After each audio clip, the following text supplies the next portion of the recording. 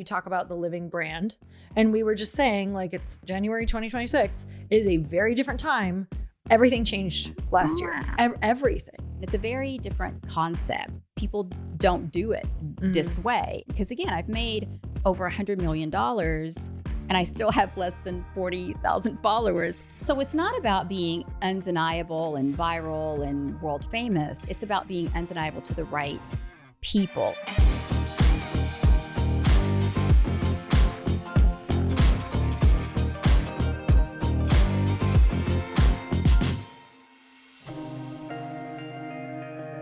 Cynthia, welcome to the podcast. Thank you for coming on. Thanks for having me. I'm so excited that we get to sit down. So I don't know if you know how I found out about you, but I had gone down to speak at Samantha Skelly's event. Yeah. And I got there after you and everyone was like, oh my God, Cynthia was just here and she's amazing. And you know her, right? You guys know each other? And I was like, no, I don't know her. And they're like, you have to know. Like 3 people came up to me and said, you have to know her. Sent me home with a bag of your product. And I was like, all right, well, I have to know her. So I literally just took that as a mission of like, okay, well, let's get her on the podcast as soon as possible. Because 3 people said I have to know you. So, and I'm already happy about it. Oh, good. And it's only been like 30 seconds. I'm like, well, are you disappointed? No, I'm so happy. Are you going to go back to those people and go, what the fuck were you thinking? No, I'm already like, what I want the outfit links. Oh, I'm already using your serum, which we're going to talk about. Yeah.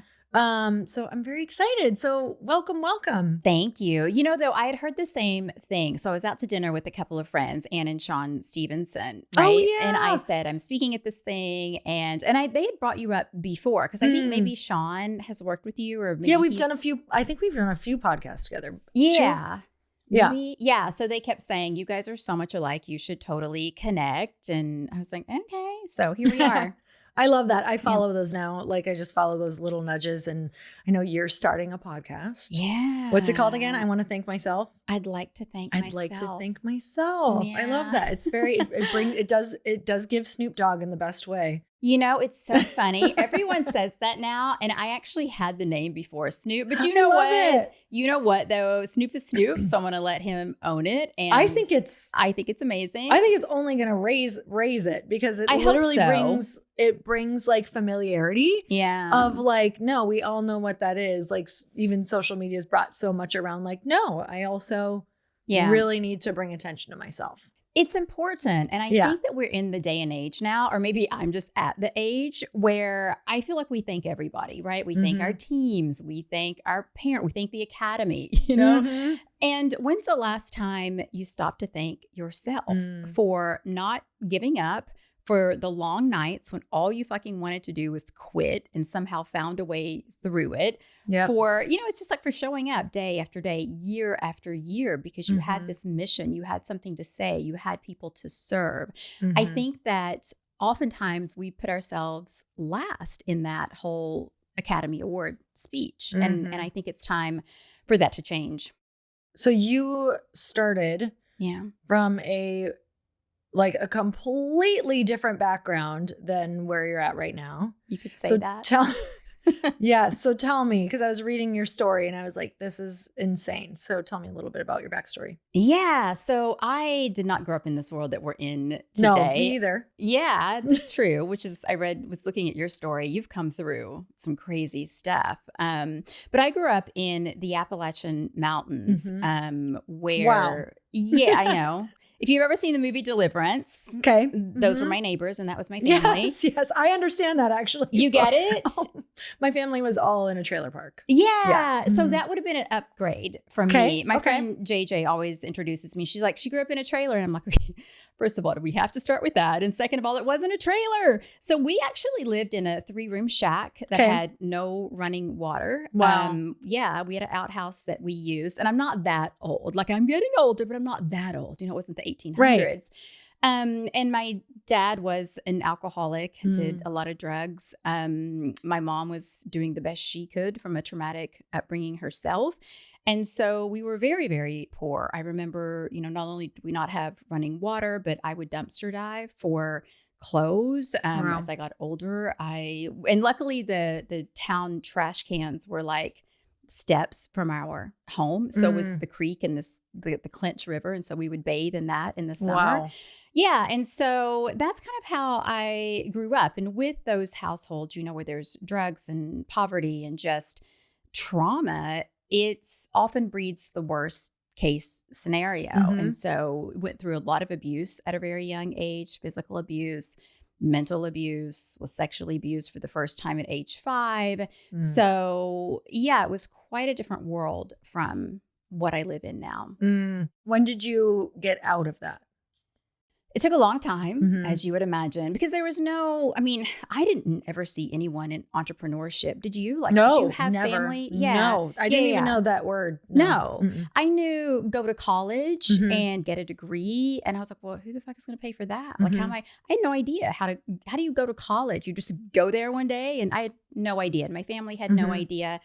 And so but the time that everything changed for me was this moment. I had always known that I didn't want that life to be my life. Yeah. Because even though I didn't have people around me, I had books. Right. Right. And so sometimes I'd find them in the trash can.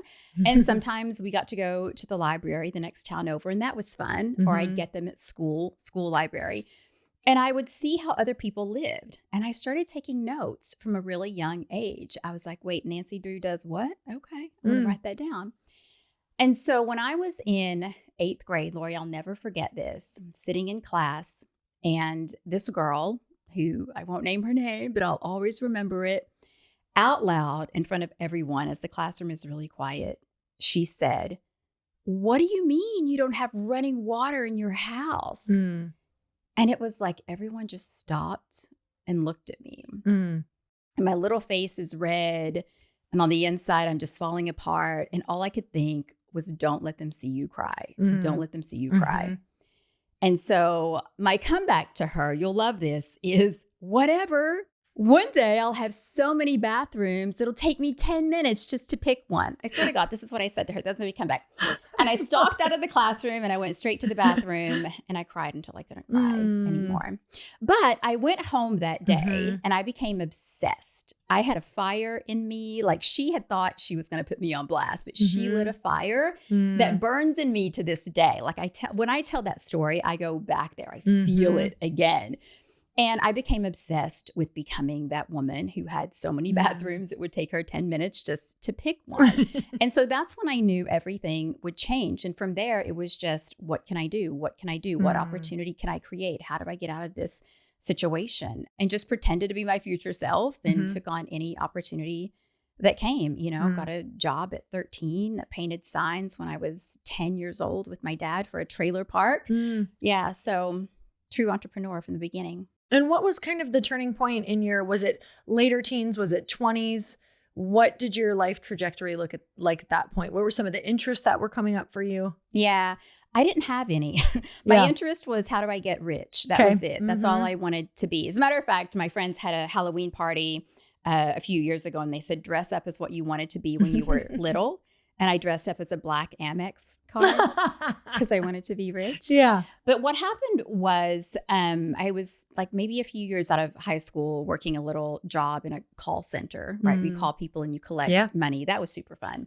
And I bet. But I'm always searching the newspaper, the help wanted, because that's how old I am. And I was always searching, and I saw this ad one day for a calendar model. And I was like, And people had always said, oh, you have a pretty face. And I was like, well, some people have a trust fund. I have a face. You use what you got. And so I went to this audition. I booked it. I was like Miss June. It was $100. I was loaded. I know. Yeah, exactly. And I thought, how do I do more of this? Yeah. This is great. And so that photographer said, well, you can work with me on this. And so I started doing these little shoots, $50, $100, $200 on a great day. And then one day he said, I know this photographer in Los Angeles. If you ever find your way out there, let me know, because he does some ads out there. And I was like, oh, it just so happens I'm going to be there in 2 weeks. We're not going to be there in 2 weeks. Packed my little bag. I didn't have a suitcase. I bought one at TJ Maxx, right? I know. So I go out, and that just one thing led to another. And I started booking some shoots, made $500, made $600. And so that's what took me to Los Angeles was my face. Modeling. Yeah. And what started skincare? What started the obsession with wanting to help women feel good in their skin? Rage. Yeah. Unadulterated rage. So on my 40th birthday, I woke up. It's my birthday. I'm happy it's my birthday. And I started getting these text messages. You know, there was flowers on the counter from people. That was nice. But the text messages started coming in. Some of them were great. Happy birthday, me. But then some of them, Lori, were like, happy birthday. It's all downhill from here. And I was like, what? I got those. Yeah. Did you get them too? On my 40th. So I remember I responded to one and said, oh, that's cute. That's not happening to me. And you know what she said? We all thought that. I was like, what? So here I am. I've pulled myself out of deliverance, right? I've now made really good money. I've helped a lot of people. I've sold over 1 million books.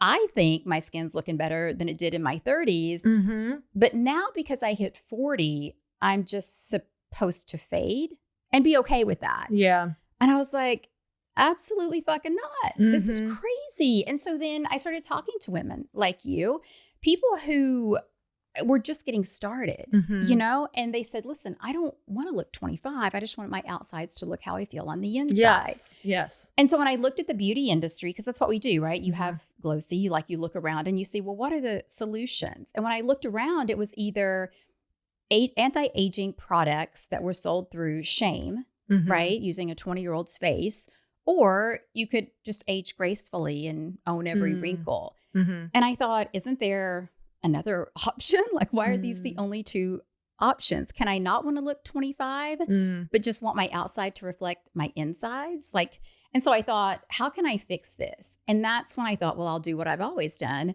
I'll just rewrite the story. Because that's what I've been doing since a little kid. You know, I would walk into my bedroom with an old wood stove, and I would imagine that it was a princess bed with a big canopy. And like, it was crazy. Like, I thought I was delusional. And for a while I did think I was crazy. But I would picture, it does. I am, right? But I would picture a different reality. Like, we'd eat watermelon at my mama's house growing up because she grew it in the garden. Lori, I would pretend it was lobster.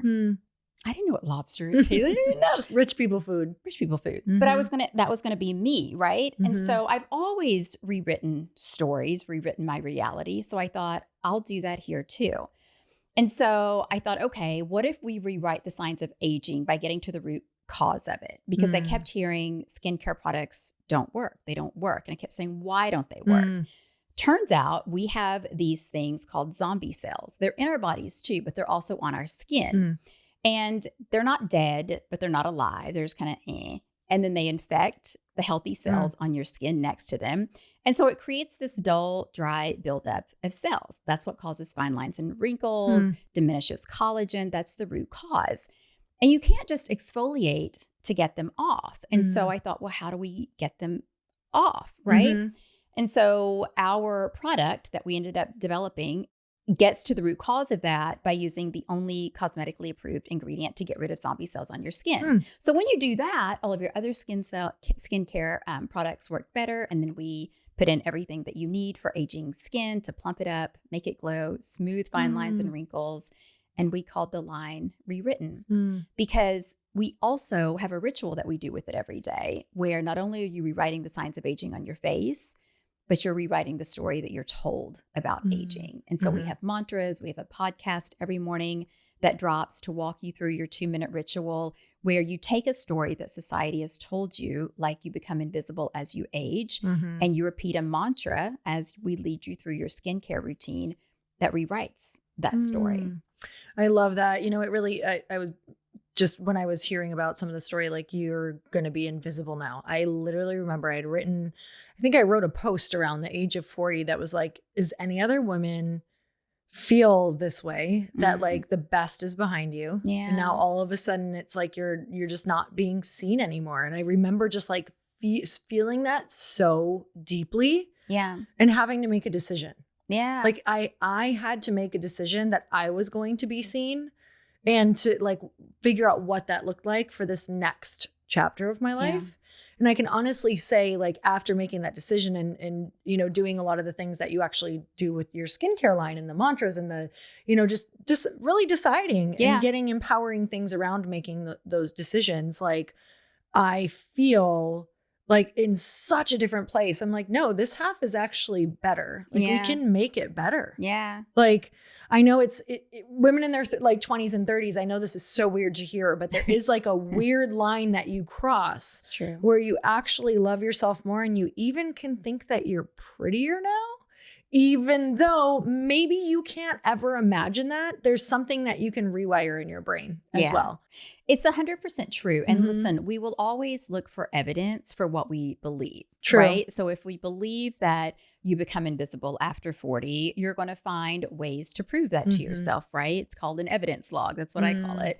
And so you'll notice every time that you're not noticed. You know, you'll notice the men looking at the younger woman instead of you. Even though there might be 10 other men on the other side of the street looking at you, you'll notice the ones who aren't. And so I think, you know, it's been my experience that no matter what the story is that you're telling yourself, you can also rewrite it and find evidence that that story is true as well. And so that's really what we're trying to highlight with Rewritten. Even the way we name the products. Our first product is called Show the Face Up, because every time you see it on your counter, I want it to be a reminder. Like, let's not tell ourselves the story that we're becoming invisible. Let's remember that it's time to show the face up, right?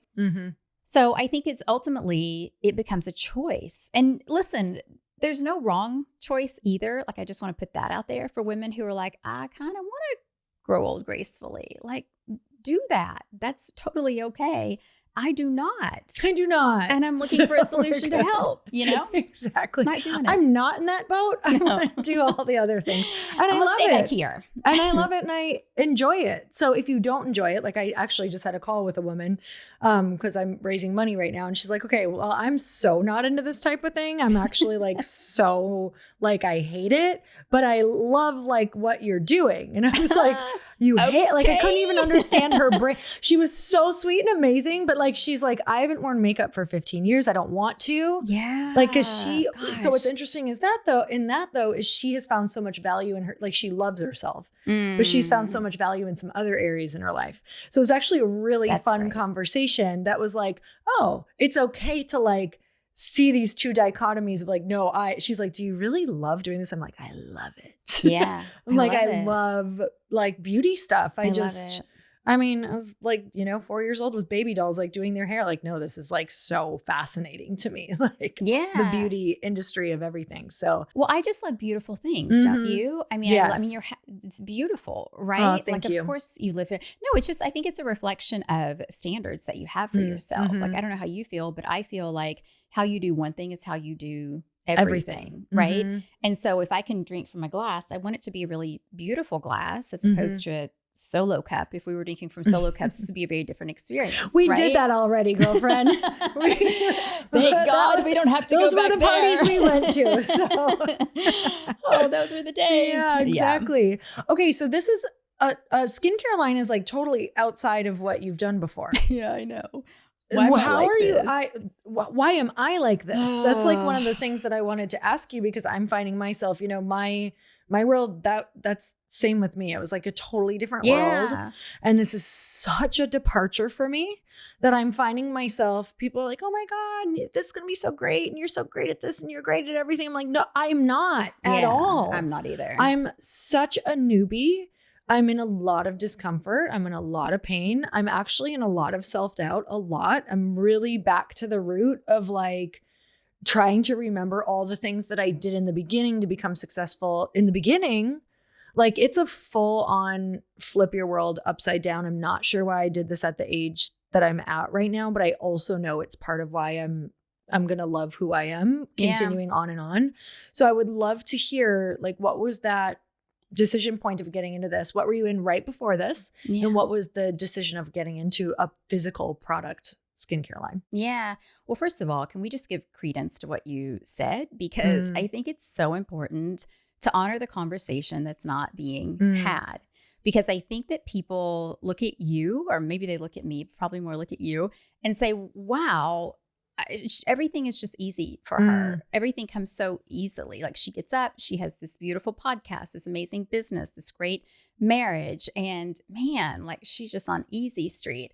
And I don't think enough people talk about how difficult it is. One, to start over in your 40s in a brand new industry and wake up every day not knowing what the fuck you were thinking and also not knowing what you're doing. Like every single day, Lori, feeling bad at everything.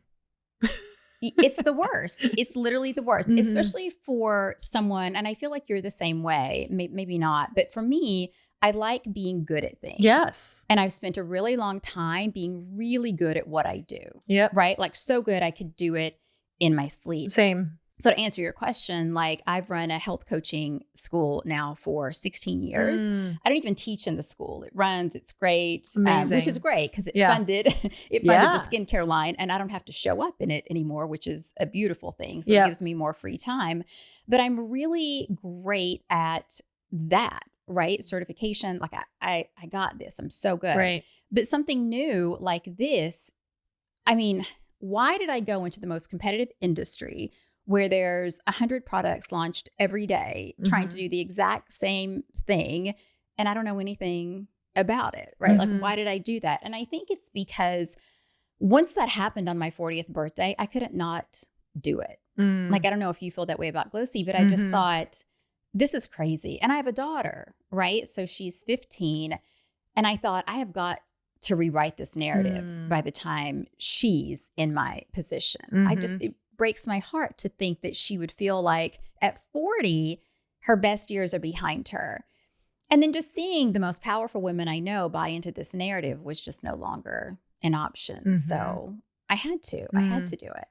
So tell me about the process, because there's people who are in something and they're like, oh my God, I have this. I just had someone voice note me an idea yesterday and they're like, oh my God, should I do this? This feels insane, but like my whole body's saying I should do it. Yeah. Tell me a little bit about, when you knew you wanted to do it and then what your formulation process kind of looked like. Because I think the biggest question that I get from a lot of people is they're like, oh, how did you know who to formulate with? How did you know about your packaging? How did you know? I'm like, I didn't know shit. Yeah. Same. This was before chat, right before. So Google, I Googled everything and I just winged so much of this. It's scary. Yeah. So what did your process look like? It's the same. I didn't know anything. I mean, I had a physical product company before. Okay. So I knew a little bit about physical products. But the funny thing was when we sold that company, I swore that I would never do another physical product. And what was that one again? It was called SoCal Cleanse. Okay. It was the first and only for a long time certified organic detox program. Because I saw these detox programs and that was part of my own personal journey. I had a crazy health story, which got me into nutrition, and the core way I did that was through a detox. But as I looked around on the market, you satisfy your own needs, right? For sure. I thought, why are we detoxing with products that aren't organic? That are toxins.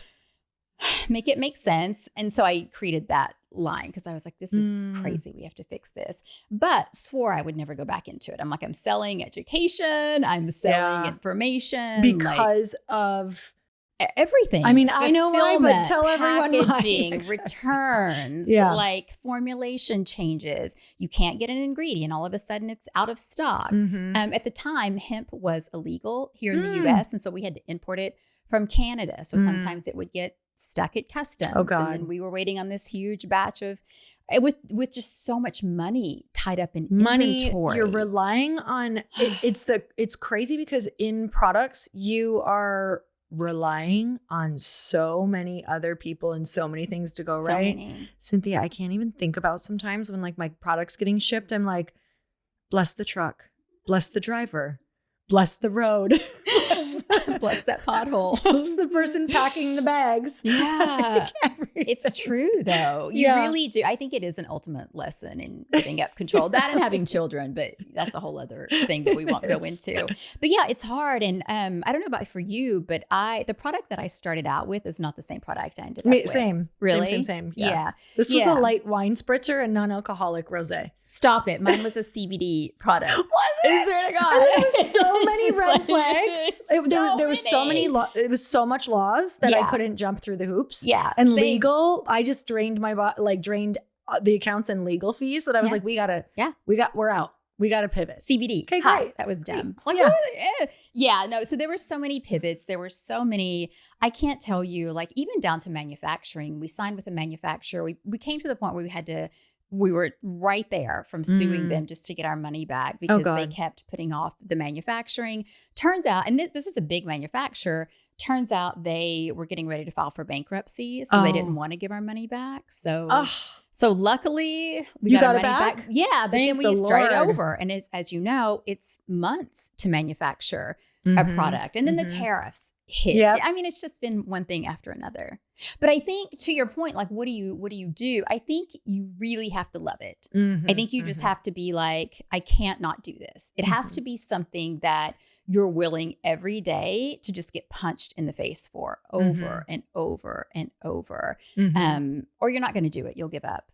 Yeah, it is. It's like, kind of don't want to paint that picture, but that is the picture. But if you love it, you're going to take the punches. It's like these girls who, all of those memes that pass around, I'm like, where their faces are like disfigured from fighting. And I'm like, but you must just love it. Like, yeah, you must. I'm like, I feel that deeply.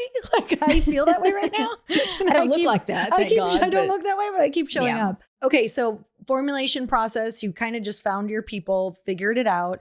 How were so for people starting, maybe they don't have a ton of money, but they know they want to do it. Can you talk a little bit about like did you go big with your minimum order quantities? Like what was the risk you were kind of willing to take in the beginning? Or did you play it a little safer? What does that look like for you? Yeah, I'm not good at safe. Me either. I'm just not good at it. And I wish I were. Yeah, I really do. No, we went big. We were like, if we're going to do this, and they make it so enticing, don't they? To go bigger? Yeah. They'll be like, well, for 100 bottles, it's like $20 a bottle.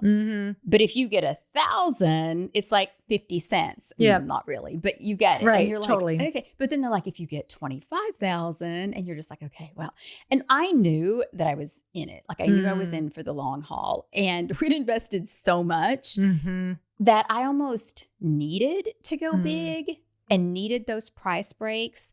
Just trusting in me and God and the universe and whatever, that I would be able to sell it to make back the money that we had invested and lost up until that point. Do you know what I mean? You get it, right?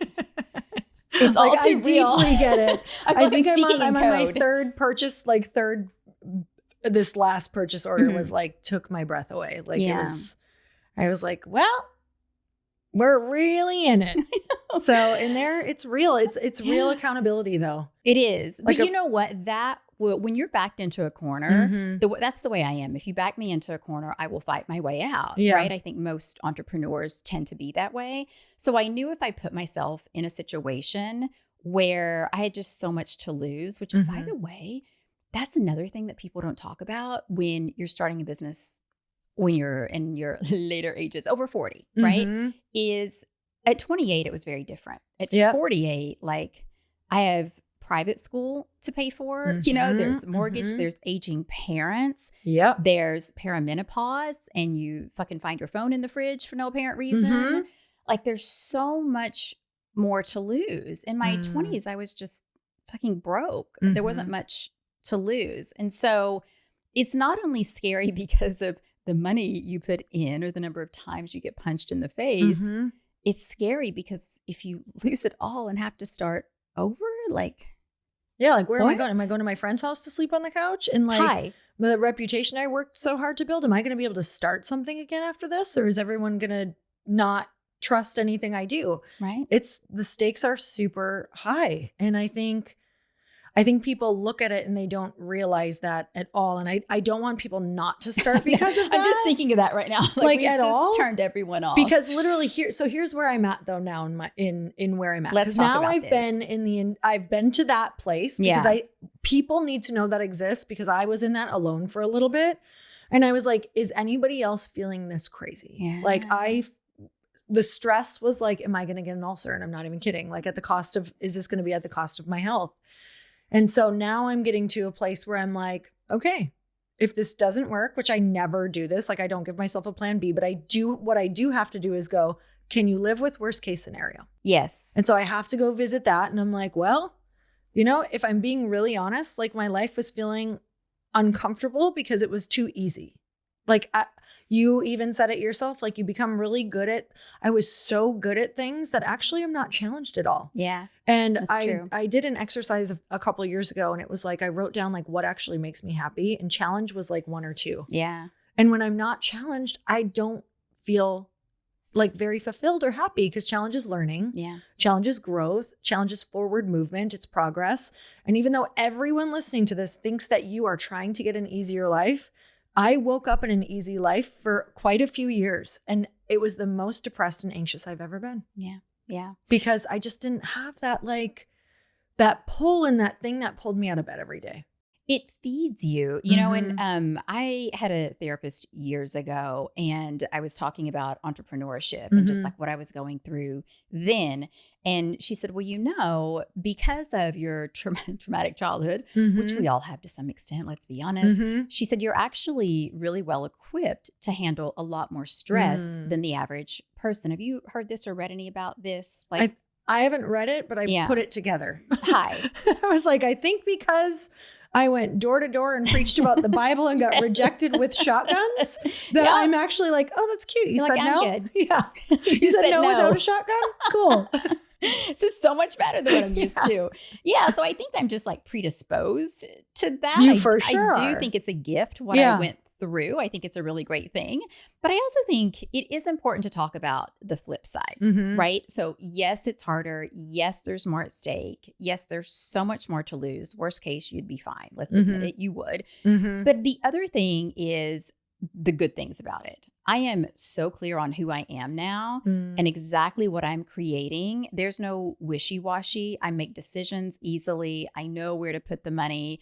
This is not my first time at the business rodeo. So if worst case scenario happens, I know exactly how I would come out of it. I protect my time more fiercely. I negotiate way better, right? It's a funny story. So I divorced and remarried, but when we were running a business before, it was with my ex-husband, the SoCal Cleanse with my ex-husband. Oh yeah. Okay. And he used to get onto me all the time because he's like, you have the worst negotiating skills. Like you got to negotiate. You got to like tell them you're not going to pay that. They need to deliver on this time. And then Lori, when we got divorced and we were going through that whole thing, he said to me one day, he goes, you're so much better at negotiation now. He's like, dang it. Yeah. He's like, damn, I wish I hadn't coached you he trained his opponent. Yeah. So I'm a master negotiator now, right? Yeah. And it's just, I know what matters. I know what my standards are. And so there are a lot of ways it's easier now. Does that make sense? Oh, yeah. For anyone that doesn't know me, I have started a lot of businesses, and I will tell you that every single one came with so many worries and so many fears. It can be really terrifying because there are so many questions that you don't have the answer to. What if no one listens to my podcast? What if nobody buys my products? And I am so grateful that I have started all of them, especially Glossy, and that I believed in the launch of my products, because despite all the fears and hesitations, it also helps when you have a partner like Shopify on your side. And Shopify is what I use for Glossy. So you can get started with your own design studio with hundreds of ready-to-use templates. Shopify helps you build a beautiful online store that matches your brand's style. Accelerate your efficiency, whether you're uploading new products or trying to improve existing ones.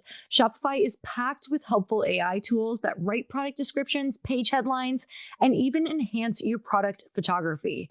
And what if I get stuck? Shopify is always around to share advice with their award-winning 24/7 customer service. It's time to turn those what ifs into with Shopify today. Sign up for your $1 per month trial today at shopify.com/happy. Go to shopify.com/happy. That's shopify.com/happy. If you're just starting your business or you're looking for a really good foundation in your business, start with Northwest Registered Agent and get access to thousands of free guides, tools, and legal forms to help you launch and protect your business, all in one place. Build your complete business identity with Northwest today. Northwest Registered Agent has been helping small business owners and entrepreneurs launch and grow business for nearly 30 years. They're the largest registered agent and LLC service in the US with over 1,500 corporate guides, real people who know your local laws, and can help you and your business every step of the way. Build your business identity fast with Northwest Registered Agent and get access to thousands of free resources, forms, and step-by-step guides without even creating an account. Sign up for a free account to begin managing your business hub with lawyer-drafted operating agreements, bylaws, resolutions, membership certificates, bills of sale, and more, all at no cost. Don't wait. Protect your privacy, build your brand, and get your complete business identity in just 10 clicks and 10 minutes. Visit www.northwestregisteredagent.com/earn free and start building something amazing. Get more with Northwest Registered Agent at www.northwestregisteredagent.com/earn free. Are you ready to take your business's marketing to the next level? Meet Brevo, the all-in-one marketing and CRM platform built to help you connect with customers, boost engagement, and grow your business smarter. With Brevo, you can manage all your customer interactions in one place. Nurture leads with their built-in CRM, reach your audience through email and SMS, and keep them coming back with powerful automations. But here's where it gets really exciting. Meet Aura, Brevo's AI assistant. Aura helps you craft smarter campaigns by suggesting personalized content, optimizing send times, and even analyzing performance data to help you improve your strategy in real time. It's like having a marketing expert on your team 24/7. And of course, Brevo offers advanced analytics, seamless integrations, and AI-driven personalization, everything you need to create multi-channel campaigns that hit the mark every time. Get started for free today or use code HAPPY50 to save 50% on starter and standard plans for the first 3 months of an annual subscription. Just head to www.brevo.com/happy and take your marketing further with Brevo and Aura. What would you say to the person who is, in their, I guess it doesn't matter, the woman who thinks she wants to start? Did you have any questions that you asked yourself or things that you tuned into to be like, because there's the kind of the all-in moment, where you have to be really self-evaluating and asking a lot of questions. Mine took like a year to fully decide. What were some of the things that you went through to get yourself to the 51+%? Yeah. So mine was not, I immediately thought it was crazy. I immediately said, I have to do something about this. Immediately, I thought skincare. Okay. Redefine this business. Immediately, I thought that. Mm-hmm. And then immediately I was like, that's the dumbest idea you've ever, there's just no, it's a hard pass because like you said, I was comfortable. I did not need to do this. The uphill that you knew was coming. Yep. Yeah. And I knew because I'd been in the physical products. Remember? And I said, I'll never do this again. I said that, Lori, I said it. And so I really resisted. I did. And the universe has a really funny way when you're meant to do something of saying you're doing it, whether you like it or not, you're doing it. And so little things was happening. I was really anxious and didn't know why. I was really unhappy and unfulfilled. And I would see the businesses doing well and that was great, but something was missing. And I would see ads about skincare and I would constantly see what was wrong with them. And so it was a gradual process of looking at and evaluating. And that went fairly quickly, but it took 8 years to launch the product. Part of that was changing what the product was. Part of that was manufacturers that didn't work out, formulators, chemists, everything that we tried that didn't work. Part of it was that. But the other part was me dragging my feet, waiting, wanting to be reassured, just having to step into a brand new identity that was physically uncomfortable for me. Like right before we launched, I remember you talked about like physical things before and the stress and the anxiety. I was having heart palpitations. Now I came from the health and nutrition and fitness industry, similar to you. And I thought, I'm going to have a heart attack. This is destroying my health. And I went and had a scan of my heart. And I was like, this is going to be it. They're going to say you can't do it. And my doctor was like, nope, 100% clear, 0 blockage. And I was like, what? So it's just a mental thing. And so it really was just in working every day on rewriting the stories, embracing the new identity, one foot in front of the other, and then doing everything before I was ready. Let's talk about the actual, if you can share some of the, you had to rewrite an identity. What was that identity for you? Like, what was the fear that took the 8 years? And then even around, if you can go back to thinking about like going into the doctor, why do you think that you were under that stress? Like, what were the actual thoughts that were going through, and how did you work through that? Well, I was known as a lot of things. A founder of this really successful health coaching school, a best-selling author, a celebrity nutritionist. I was the official nutritionist for Revenge Body with Khloe Kardashian for all 3 seasons. Had worked with a ton of big names, had done every TV show, been in Forbes, been in Vogue, done all of the things. A lot of identities, but this identity of being a skincare founder wasn't one of them. Right. And a lot of it was my ego, because I thought, well, what if I'm not good at this? And what if I fail? And then what will they say? Kind of like what you talked about earlier. And I'm a person who, I don't give a fuck what people think about me. Right. And I've been that way for a while. I wasn't always that way. Like, used to be really insecure, used to be a people pleaser. So this really messed with my head, right? But I didn't care what people thought because I was so sure of who I was.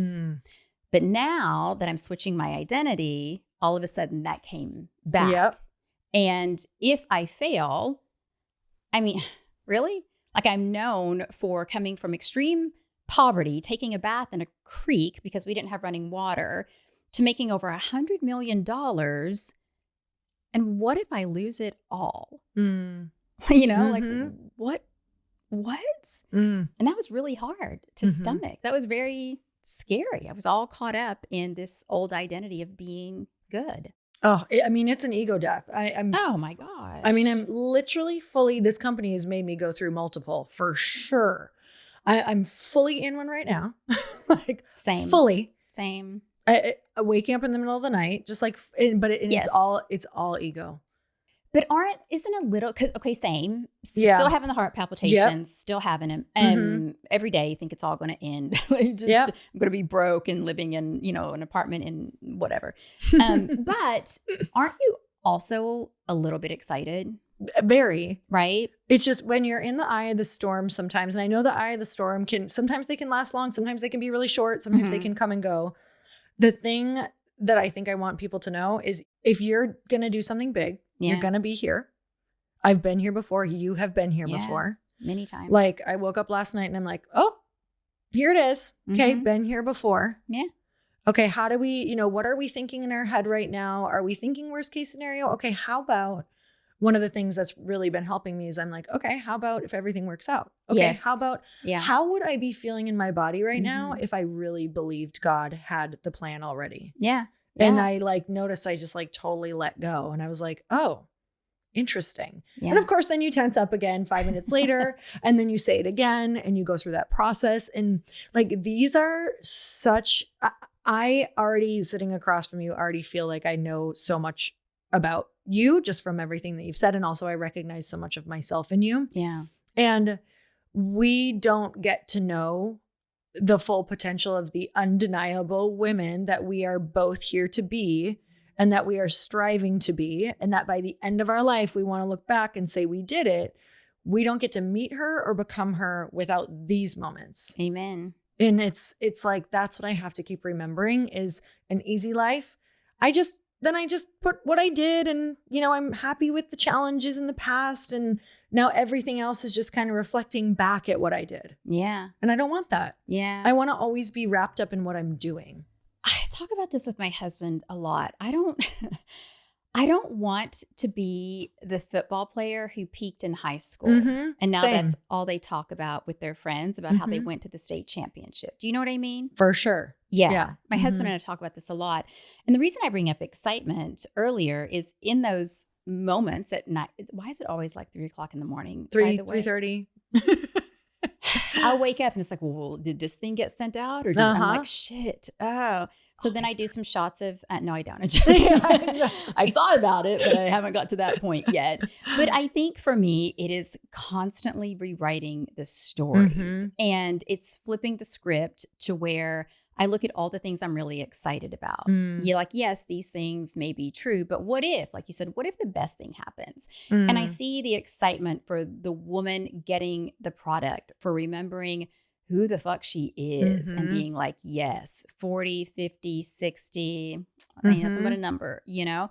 And I think about the confidence and the power and what she'll do in the world because of that and the lives that she'll touch because of that. And then I get selfish and I think, I can't wait to be in Forbes for this product. I can't wait to, have the money and take care of my daughter and just have this life set up for her because the intention is very much to sell the company. We're building it to sell. And so I think about the exciting parts and I'm just learning to rewrite the stories and to just play. Like when I was younger and more inexperienced, I thought all these negative thoughts were just horrible and I would try to stop them. And I realized that we all have this storyteller in us. Like I named mine Rosemary. That's the best. Rosemary's Baby, literally totally. The devil. So she's Rosemary. And Rosemary, she'll say the craziest shit to me at 3:00 in the morning. I'm telling you. But I just talk to her and I say, Rosemary, listen, I know you've been through some shit. We've been through some shit together. But things are actually okay now. And I'm feeling pretty good about this. So I'm going to just let you go.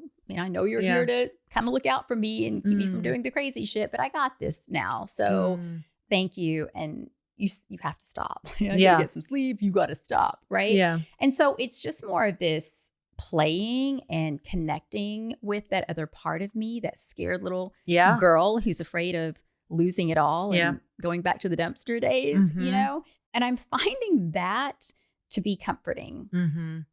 Yeah, I think, you're just bringing some things up for me that people even around who've had some trauma, and like you said, everybody has had it, and we're also all humans. So we're deeply, obviously wired for survival. Yeah. And so when you're coming out of a situation where your family was survival, but they weren't survival, you're actually fleeing from what should be your survival. And I feel like you and I probably got really good with people. And what happens is you think that people liking you is your survival. Yes. And so when your reputation is at stake, now I'm untangling the necklace, as one of my really close friends says, of like my belief that if people don't like me, it's like my survival is threatened deeply. Yeah. And so I think that's what that's the identity I'm untangling right now, is that I've worked so hard to build up a reputation where I'll be safe. Because if my reputation is high, then my safety is high. Yeah. And so I'm all in on something that could take my reputation down for a hot second. I don't fully believe that. Yeah. Some people will be disappointed, if that's something that would happen, but so many people don't even notice. Like, do you know how many friends I've had whose companies have tanked or they've lost millions of dollars, and it's like everyone forgets it. Yeah. Especially men. I'm like, I read so many biographies where I'm reading Burn the Boats right now by, I think it's Mark Higgins. Yeah. And he's like, yeah, so I lost $260 million.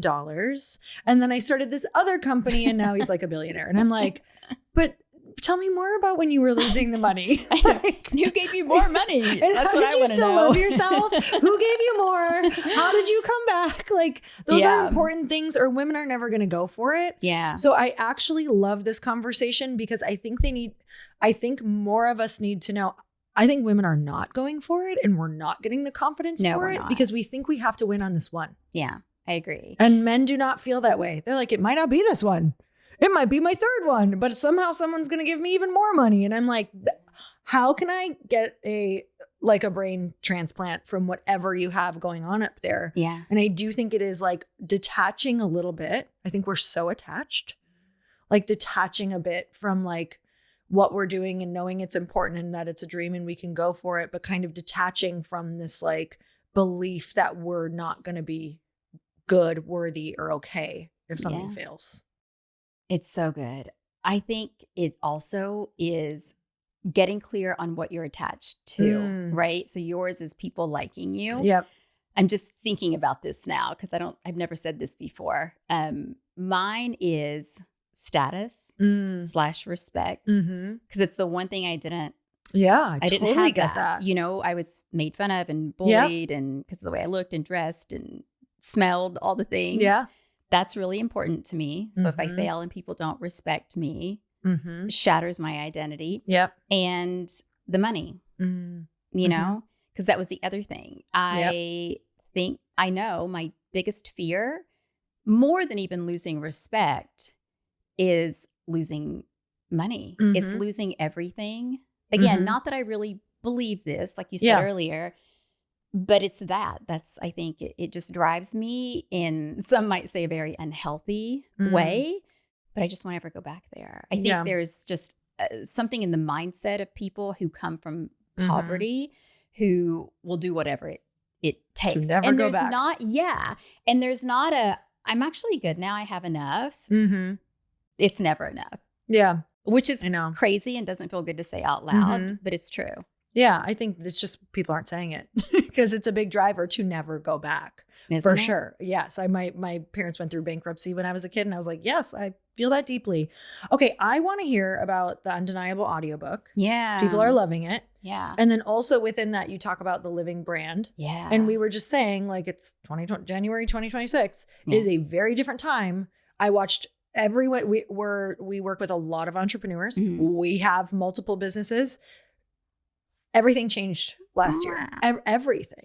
It's changed. It's very different right now. So let's talk about Living Brand. First, your audiobook though. Yeah. Yeah. The audiobook is called Undeniable. And I made it free because I just think people need it. And it's a different take on what most people are doing. So I saw that too. Also had a lot of friends who said I had my worst year ever. The world changed. Yeah. Of course, business changed. Like, of course it did. And a lot of people are struggling. You know, now there's Chat GPT. Nobody wants to buy a course anymore when they can get it for free on YouTube or Chat GPT or whatever. And so I think it's a very different world that we live in. And I hear people talking about building a personal brand. And I think, yes, that can be true. But what I've always done is built a living brand. And it's a very different concept. And I realized as I'm talking to friends just like you who were going through this, that people don't do it this way. And so I thought, okay, let me put this all together and show people how to win. Because again, I've made over $100 million and I still have less than 40,000 followers on Instagram, right?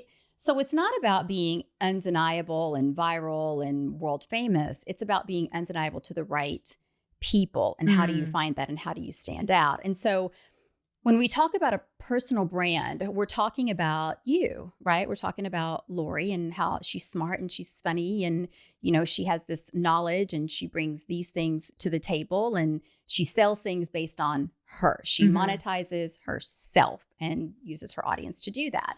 And that's great, but you hit a limit with that. And now you're trading, you know, dollars for hours and hours for dollars and all of the things. And so a living brand is different. A living brand is where you actually become proof of your transformation. Like a personal brand, it is who we are, but we also create it, right? We pick the colors, we pick the logo, we pick the I help X do Y, so the Z statements. But a living brand is where you are literally living proof of your transformation, right? And that's what people buy because they see you living it and they know you can give it to them. So the way this came about for me is I started over 20 years ago in the nutrition business. I'd gone through a crazy health struggle, found my own way through it, thought I want to help other people with this. But when it came time to brand myself as a nutritionist or a nutrition coach, I lived in Los Angeles and there was a nutritionist on every corner. And I tried to price myself competitively. I got the credentials after my name. I tried to write the fancy bio in third person so people would take me seriously, right? And it didn't work. And I was struggling and I was broke and I was like, shit, what do I do? How do you stand out? And I think a lot of people today are going through that. And so I had a trainer friend and he called me one day and he said, hey, I'm with a client of mine. She's this really wealthy client. And she's looking for a nutritionist. She's talked to a lot of people, hasn't found anyone that she liked. I told her about you and your story. I showed her your website so she could see you and what you look like, whatever. And she wants to meet. Can you come and meet with her? And I was like, yes, like literally anytime, any place. Yeah. And so I go there and it's one of those really nice buildings on Wilshire. And I walk in and the concierge is there and he takes me up on the elevator. It opens on her floor, right? And I get out and I rehash my story to her, just tell her. And she said, that's exactly what I've been through. You've done it. I want you to help me. And I was like, great. And she said, amazing. You're hired. Where's your office? I didn't have one. I didn't have an office. Yeah. I was like I was meeting people at the park or at a Starbucks. Lori, I was the worst. And so I said, I actually don't work that way. Thinking come up with something real fast. Yeah. And so I don't work that way. I said, I actually do this. I come to you and that way I can see, your kitchen and your supplements and how you're living. And it's highly, personalized. And she said, I love that. Is that an extra cost? And I said, no, it's included in your rate. I had no idea. Right? I'm literally making this shit up as I go. And she said, great. Well, what's your rate? Oh, so God. I know. You're like, just give me 5 minutes. But I look around and I'm like, if I tell her, she's going to think I'm a joke because I've been trying to compete at the lowest rate, right? Yeah. We compete on price and that's a quick race to the bottom. And so I 4X'd it and told her and she said, amazing. Can you come tomorrow? And I was like, I can. So later, I'll make this short. Later, my friend called and he said, that was great. Like I have other clients that would hire you. And then he said, what do you call this? Like, what is it? How do I describe it? Because you do it differently. And I remembered walking into the building, wanting to be on that list. And I said, concierge nutrition. Just made that shit up. The point is, I was a living brand. I became proof of my transformation. And I told her my story. And that's why she wanted it. But then I created a category of one. I made up this term called concierge nutrition. Yep. And I was the only one doing it. And I positioned it for people that I wanted to work with, people who could pay me, who could pay me really well, who wanted the thing that most people didn't have access to, right? And who wanted that special high touch service of me coming to them in a city like Los Angeles. And it crushed it. And so that's the difference between a personal brand and a living brand. It's creating this category of one where no one competes with you. Now, the way this plays out is that method of nutrition that I created, I coined that transformational nutrition. And then later created the Institute of Transformational Nutrition. And that's my health coaching school. So that's what's funded everything. I don't work in that school very much on a day-to-day basis and haven't in years. So a personal brand, you're monetizing you.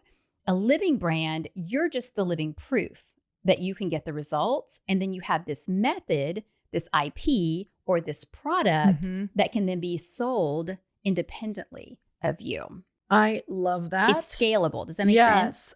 So some of the things that I've been most successful in is because I'm like, well, that's what I did. I was the living proof of this network marketing company that I used. And then I got other people. I got the clients who then became more proof. Yeah. And it just, it took off of a life of its own, truly, is what ended up happening because it was so in me. It was like something so, it's like how your skincare is now. It's just who you are. It's in you. It's what you're creating. Totally. How important do you think, because I'm really seeing this all over now with the brands that are doing well, is they do name their things. Like they kind of name all of the different methods that they do, or they name these in ways that are very clear and concise, and it says what they are, and it's not cute. Meaning like concierge nutrition is cute, but it's also so clear what it is. Yeah. It's like going to be personalized. It's going to be, top level, and it's going to feel like it's, coming to you, whatever you need. It's always important to be clear over clever, clear over cute. Like I see a lot of things. I see like champagne clients. I'm like, do they buy champagne? Do you meet up and drink champagne? Yeah. Do they pay you to drink champagne? I don't know what that means, right? It's really hard to distill that. So I think naming is super important. And I think it's really important to be clear. I also think that this idea of trying to be better is a quick race to the bottom. You cannot keep trying to compete to be better. You have to be different. And that's one thing that I see is that I see people creating personal brands. And you can't create a personal brand. You discover a personal brand, right? It's just in you. It's who you are. But when people create these personal brands, instead of being a living brand, they just end up looking like everybody else. Everyone's using ChatGPT. Everyone sounds the same. Everyone picks up on the latest term of the moment and they all start to use it. It's all the same language. They dress the same. They look the same. And that sameness just makes you invisible, right? Which is with undeniable. It's like you go from invisible to impossible to ignore. So yeah, it's just a much bigger opportunity that people aren't latching onto. So tell me just a little bit about the process. So you're like, if you're creating a personal brand that looks very much like you're picking your colors, you're choosing what you're going to talk about. Oh, we keep saving these reels because we're like, yeah, I'm going to talk about that now because they're talking about that. And that has lots of likes and all of the things. How do we create from within rather than consuming? Well, that's exactly it. You create from within, right? So I'll give you a couple more examples because I just think they illustrate it so well. So I was speaking at like a closed group women entrepreneur event, I guess about 1.5 years, 2 years ago. And I spoke about how to create a certification because people are like, courses aren't working. I want to create a certification. I'm really good at it. I've done it now for many years. I've made millions of dollars doing it. It's a turnkey process for me. So I spoke about it. I gave them the steps and I said, if you want, I can help you do it. And somebody said, how much? And I threw out a number that made sense to me. I closed $250,000 in an hour with no sales page. And the program wasn't even named. Not because like I'm just amazing or they were desperate, but because I was living proof. I am certifications. It's what I'm known for. It's what I'm done. So people want proximity to someone who's done the thing. Like you're the expert on it, right? So I'm coming to you. An example is, Kylie Jenner decided one day that she wanted lips. So she didn't get lip filler. She got lip filler. Right, exactly. She did the thing. And people are like, that's amazing. Like what colors? How do you line them? This is great. So she launched a lip kit and it sold out because of course it did, because this is what she was known for. Kim Kardashian, and love them or hate them, you can't deny them, right? For sure. Which is the core underlying of being undeniable. Like love or hate, you can't deny. And so Kim it was her figure that put her front and center, right? Her shape. She would get photographed with her Spanx showing, and she didn't make any secrets about that. So when she launched Skims, people were like, of course. Yeah. Of course she wears. Did, right? Of course. So juxtapose that against something like same family, Kendall, right? Kendall Jenner launches a tequila company. She wasn't known for tequila. Like we didn't see her throwing back shots. I mean, look at her. She looks amazing. Like she would never drink, right? The sales haven't been near what the lip kits or Skims, right? It's a very different thing. And so that's a key difference and a key illustration of being a living brand. Like Jennifer Lopez creating a drink company, like a spirits company, just tanked because she had always spoken out against drinking. So it's like, wait, do you see what I mean? You have to be living proof of the thing that you're great at. And some people don't even know what that is. And so they go out and try to create a business instead of just becoming the thing that they do effortlessly. Oh my gosh. Are there in the book, is there exercises that you do, or is there ways to figure out what that is? Because some people really, they have great things about them. Even me, sometimes I'm like, wait, what am I great at? Oh gosh. Because you do it. Yeah. You don't realize people would want that from you because it's just a part of you. Or even if you do think they want it, you're like, it seems too easy, right? Like I've treated my skin like it's an Olympic sport for years, right? And it looks that way. Thank you. Like it's flawless. I'm like, good Lord. A lot of time and money. A lot of time. It's my skincare. Actually, a lot of it is. But I would be around friends and they would just want that. And I would be teaching business or, the important They're just stuff. staring at your And skin. they'd be like, what do you like? What primer do you, whatever? And they're like, I know you're talking about something else, but I can't stop staring at your face. I was like, well, it's this ingredient. It's this ingredient. And then you do this thing. But that was so easy for me, right? And so then the birthday kicked everything off. And I was like, okay, clearly I'm going to do this. So then I did it thinking, okay, but will they actually buy it? And then we sold out our first run in under 48 hours. So it's like, so affirming in the best way. No, right?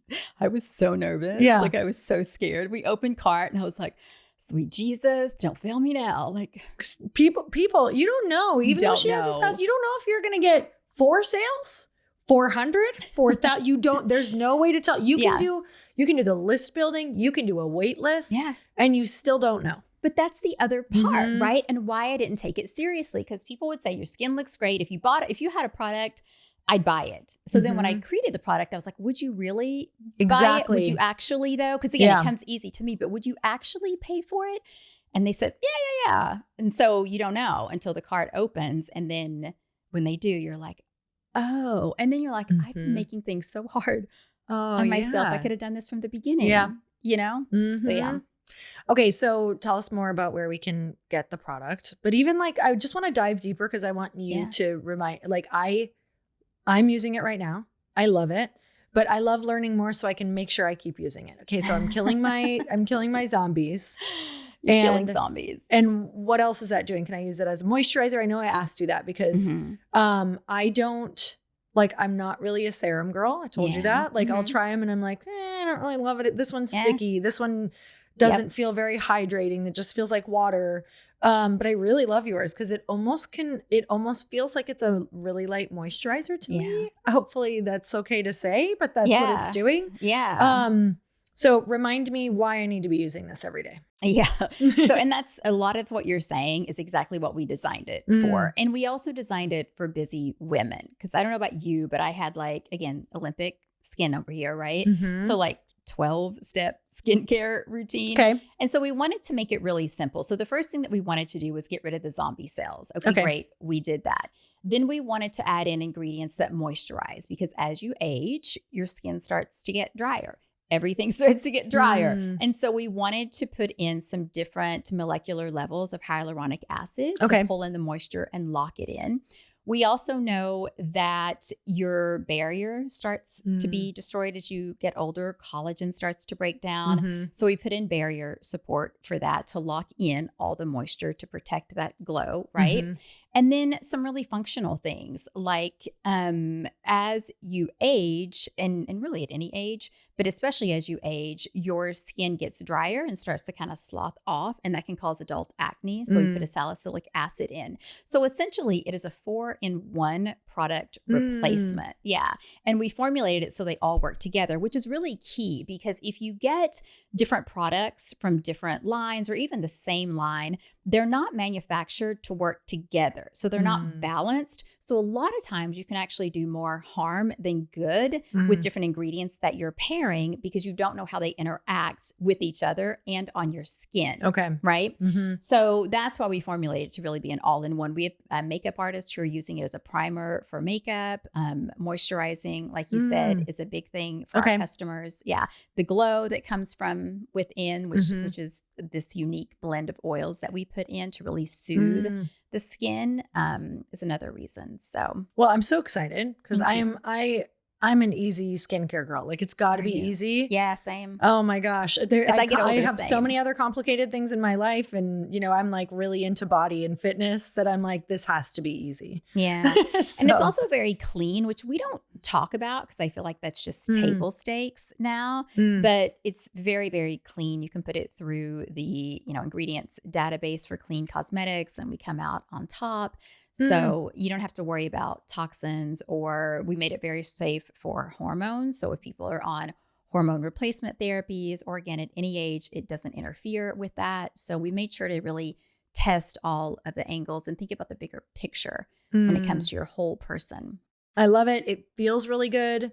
The bottle is beautiful. It even looks beautiful. Like the actual product is beautiful. Yeah. It's just I will say I get so much skincare stuff because when I go to events and do you?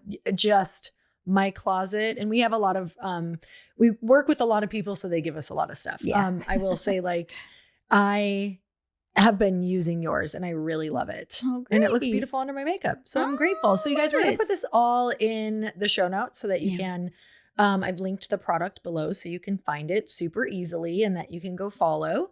But thank you so much for coming on the show. Thanks for having me. Yeah, this such is a great. fun conversation. I feel like we have so much background in common. So I appreciate you. Yeah, thanks for having me. I appreciate you. Absolutely.